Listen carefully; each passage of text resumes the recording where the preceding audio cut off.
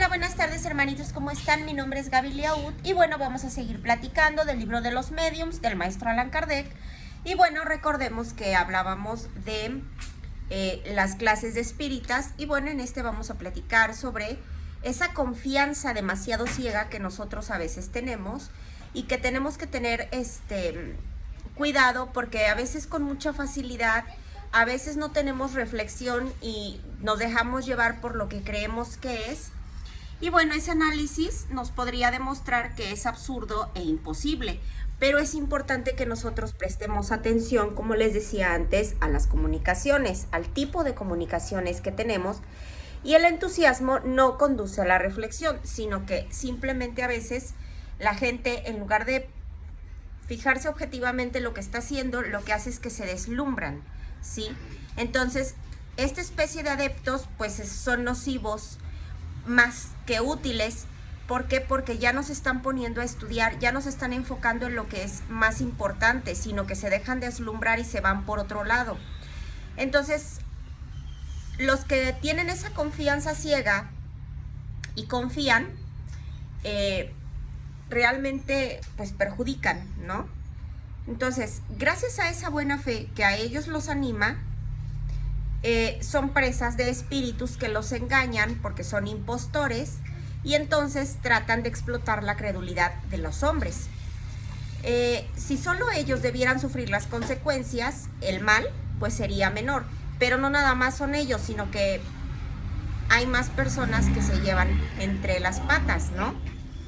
Lo peor aún es que, bueno, ellos sin quererlo proporcionen armas a los que realmente son incrédulos.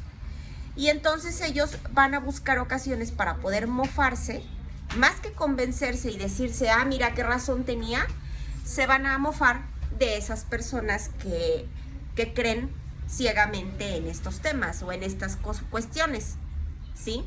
Sin duda, esto no es justo, esto no es racional y sin embargo, como se sabe, los adversarios del espiritismo solo reconocen como de buena calidad a su propia razón y les preocupa muy poco conocer a fondo aquello de lo que les hablan.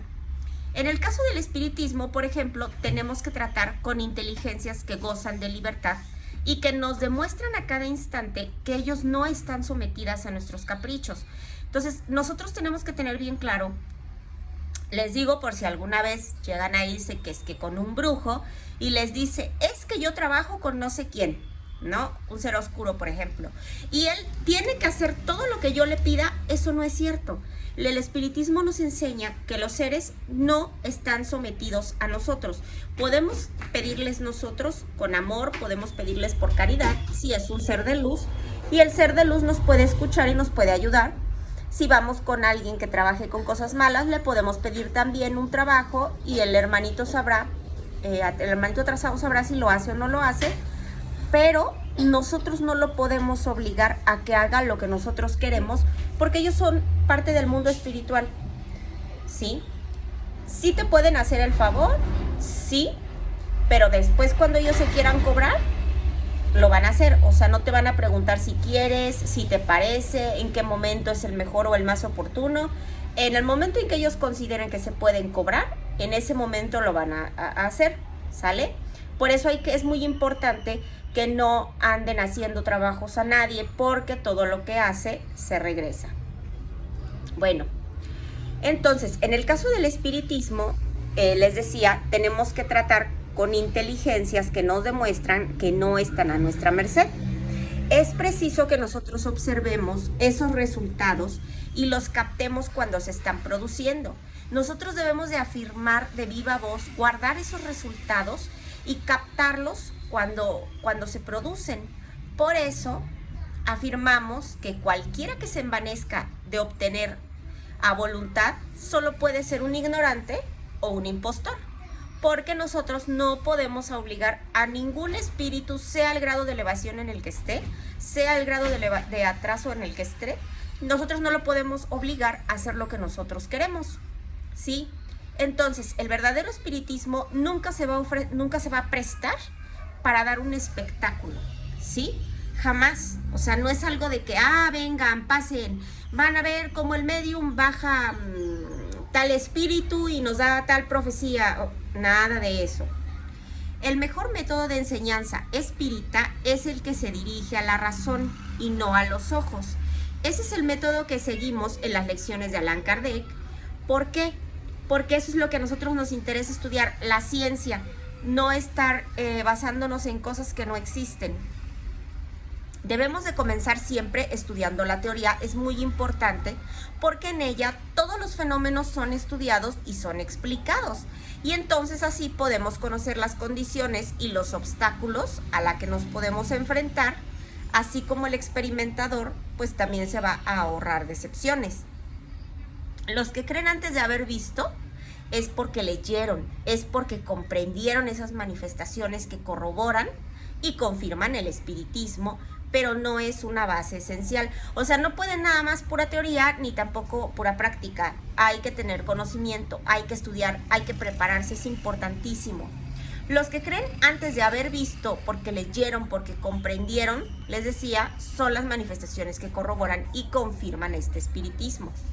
Aunque los fenómenos que fueron provocados no existieran, aunque esos fenómenos hayan sido, ¿qué será?, imaginación, los espontáneos no dejarían de producirse por esa razón. Los que leen, los que recuerdan esos hechos afirman y confirman la teoría. Sin el razonamiento, los hechos no bastan para generar convicción y los hechos predisponen a aceptar la razón. Se recomienda empezar porque leer qué es el espiritismo son principios de la doctrina espírita que se percibe con el objeto y se permite evaluar el alcance y encuentran respuestas los novatos a sus preguntas. El libro de los espíritus contiene la doctrina completa dictada por los espíritus mismos, con toda su filosofía y todas sus consecuencias morales. Es una revelación del destino y del hombre, es una iniciación del conocimiento de la naturaleza de los espíritus y de los misterios de ultratumba. El libro de los médiums lo que hace es orientar en la práctica de las manifestaciones mediante el conocimiento de esos medios que son más adecuados con los espíritus. Eso les sirve a los médiums como evocadores y es el complemento del libro de los espíritus. El libro de los espíritus es el que acabamos de terminar y empezamos con el libro de los médiums. También es bueno leer las revistas espíritas, nos dice el maestro Kardec, porque son una colección de hechos, son explicaciones teóricas, son fragmentos aislados que completan lo dicho en dos o en varias obras que son precedentes y que presentan su aplicación, ¿sí? A medida que esos hechos se van completando y son mejor observados, esas ideas prematuras se van desvaneciendo y se va a establecer la unidad, si bien no en todos los detalles, pero en esos puntos que son fundamentales. Y esto es lo que sucedió con el espiritismo. Primero debemos de poner sistemas de negación, que son los adversarios del espiritismo. Debemos de recordar que los fenómenos espíritas son de dos clases. Son de efectos físicos y son inteligentes. Los adversarios del espiritismo, obviamente, ellos no admiten nada que sea fuera de la materia y es comprensible que nieguen esos efectos inteligentes. Los efectos físicos son desde el propio punto de vista sus argumentos y se resumen en 4 sistemas que tenemos que tener claros. Si empezamos por el sistema del charlatanismo, muchos atribuyen esos efectos al engaño porque algunos pudieron haber sido imitados y esa suposición se transformaría, haría que todos los espiritistas sean engañados y que todos los médiums sean engañadores, sin tomar en cuenta la posición del carácter, el saber, la honradez de esas personas. ¿Por qué? Porque hay personas que con su carácter nos hacen pensar que están fuera de fraude, que realmente son íntegros. Y para comprobar la buena fe de esas personas, hay que considerar esos motivos que están determinando los actos que están teniendo. Donde no existe especulación, obviamente el charlatanismo no tiene nada que hacer. Por otro lado está el sistema de la locura. Ellos sostienen que los que no engañan a otras personas se engañan a sí mismos. Eso equivale a tratarlos de imbéciles, nos dice el maestro Kardec, porque cuando los incrédulos hablan sin rodeos, dicen que están locos. Todas las ideas han tenido fanáticos exagerados y sería necesario estar dotado de un juicio muy obtuso para confundir la exageración de una cosa con la cosa misma. Por otro lado está el sistema de alucinación, que es cuando atribuimos los fenómenos a una ilusión de los sentidos y entonces el observador sí está obrando de buena fe, pero no va a creer lo que está viendo. Cuando decimos que una mesa se está elevando y permanece en el aire sin ningún punto de apoyo, en realidad esa mesa ni siquiera se está moviendo. Entonces, la vemos en el aire como una especie de espejismo o por efecto es una refracción semejante al que hace que veamos el agua, en el agua, un astro, un objeto cualquiera, fuera de lo que es la posición real. Por otro lado está el sistema del músculo crujiente. Cuando los golpes son escuchados por todos lados, también debemos de poner atención porque todos los presentes los están escuchando. No se puede atribuirlos a una ilusión porque todos están oyendo lo mismo. Entonces sería lamentable que los hombres de ciencia se apresuraran a dar acerca de lo que no conocen explicaciones. Eso no debe de ser. Su propio saber debería de hacerlos más cautos a la hora de emitir una opinión. Cuanto más es ese saber, se aleja de ellos los límites de lo desconocido. El sistema de causas físicas se atribuyeron esos movimientos al magnetismo, a la electricidad o a la acción del flujo, del fluido cualquiera, en una palabra a una causa física y material. Hay casos en los que se registra en efectos un aumento en la fuerza que dependía directamente del número de personas que están presentes. Así cada una de ellas podría considerar como uno de los elementos de Pina, dependía directamente de esos efectos. Había casos en los que se registraban un aumento en esa fuerza que dependía directamente del número de personas que estaban ahí presentes, ¿sí? Así, cada uno de ellos podía ser considerado como uno de los elementos de una pila eléctrica humana.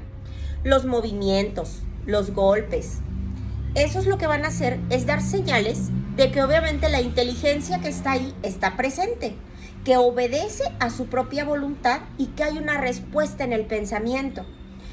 Deben de tener una causa inteligente, ¿sale? El efecto debe de ser solo físico porque la causa debía de ser otra. Esto persiste a los que juzgan a priori sin haber visto nada. Debemos de comprobar la acción inteligente de que puede convencerse cualquier persona simplemente tomándose el trabajo de observar, de prestar atención a lo que está sucediendo. El sistema de reflejo, una vez que está reconocida esa acción inteligente, resta saber cuál es el origen de esa inteligencia, quién es el espíritu que se está manifestando. Se pensó que podría ser un medium o que podían ser los presentes, que se reflejara así como se refleja la luz o las ondas sonoras, pero para que la inteligencia de los presentes pudiera reproducirse por la vía indirecta, había que admitir en el hombre la existencia de un principio que es externo al organismo. Entonces, si el pensamiento que se manifiesta hubiera sido siempre el de los presentes, esa teoría de reflexión pues hubiera quedado confirmada. Ese sistema de reflejo es desagradable en ciertos casos. El sistema del alma colectiva. Según esta variante, solo se manifiesta el alma del médium, pero se identifica con las almas de muchas otras personas que están vivas, que están ausentes, que están presentes, pero en el lugar de la manifestación para formar un todo colectivo que reúne las aptitudes de la inteligencia y el conocimiento de cada una de ellas. El sistema sonambúlico sostiene igual que el anterior que las conexiones sonambúlicas provienen del alma o bien del espíritu del medium. Para explicar que el medium trate asuntos que están por fuera del ámbito de sus conocimientos, en vez de suponerlo, debemos ver que está dotado de un alma múltiple, así le podemos decir, porque se le atribuye esa aptitud a una momentánea sobreexcitación de sus facultades mentales, a una especie de un estado sonámbulo extático que exalta y que desarrolla su inteligencia. El error es extraer conclusiones generales a partir de algunos hechos aislados. En el sistema pesimista, el diabólico o en el sistema demoníaco, como lo quieran llamar, comprueban la intervención de esa inteligencia extraña, que se trataba de saber cuál era la naturaleza de esa inteligencia. Pero podríamos preguntárselo al hermano a ver si él quisiera platicarnos, y por eso se dice que es diabólico. Pero según ellos son el diablo, o son los demonios, o que son ellos únicamente los que se pueden comunicar. Pero si son ángeles o demonios, sea lo que sea, no son siempre incorpóreos, ¿sí? Desde que nosotros sabemos que los espíritus son almas de los hombres que han vivido en la tierra, eso nos hace ver que no porque nosotros desencarnemos hoy, ya pasaremos a ser demonios el día de mañana, porque ya no tenemos una materia. Eso es absurdo. ¿Cómo le vamos a decir a una madre que perdió a su hijo, que ahora murió, que simplemente su hijo pasó a ser parte de los espíritus de Satanás? Los espíritus que sí son muy malos son los demonios, pero también existen hombres muy malos que al morir no se van a convertir en buenos de forma inmediata. Todo es parte de un proceso, recordemos. Si fuera un demonio quien se comunica, solamente entonces, porque nos dicen que no hagamos oración o que hagamos oración, debemos de hacerla. Que soportemos sin quejas las tribulaciones de la vida, que no ambicionemos honores y riquezas, que hagamos caridad y todas las máximas de Cristo. Es muy importante que nosotros entendamos que nada va a suceder sin el permiso de Dios, y que si los hermanitos desencarnados se comunican es porque así lo dispuso el Padre. Si la Iglesia reconoce como auténticas apariciones de la Virgen y de otros santos, entonces, si solamente los demonios son los que se comunican, estaríamos en una gran contradicción. ¿Por qué? Porque no debemos de prohibir las cosas, porque entonces existieron a la curiosidad y el temor al diablo, y ya no se refrena casi nadie. Tenemos que poner mucha atención en que no todos los espíritus que se van a comunicar con nosotros son seres de luz, pero tampoco son todos demonios. Hay que poner atención al tipo de comunicación que estamos recibiendo. Eso es muy importante. Si queremos atraer espíritus buenos hacia nosotros, debemos de hacer caridad, debemos de hacer cosas buenas. Si queremos atraer espíritus malos, pues vamos a hacer maldades, y con toda franqueza, se los digo, ellos van a acudir a nosotros. Bueno, hermanitos, espero que les haya gustado. En el video que sigue vamos a seguir hablando de otros sistemas, pero por el momento es todo.